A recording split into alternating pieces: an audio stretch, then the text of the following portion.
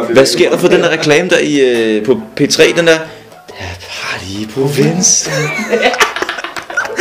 Det var sådan en rigtig seriøs reklame. I provinsen.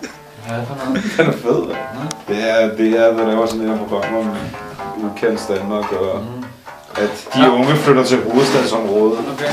Kan du huske, at du snakker om... Du lyder vildt, så... Ja, okay, jeg husker.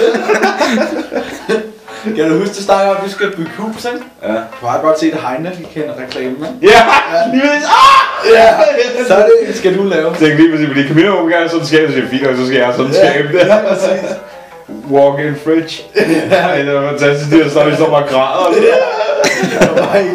Det er mega fedt. Ja, jeg ruller også bare rundt af grisen. Du sælger en sjæl til satan på sådan en køleskab, altså. Det er fandme nice.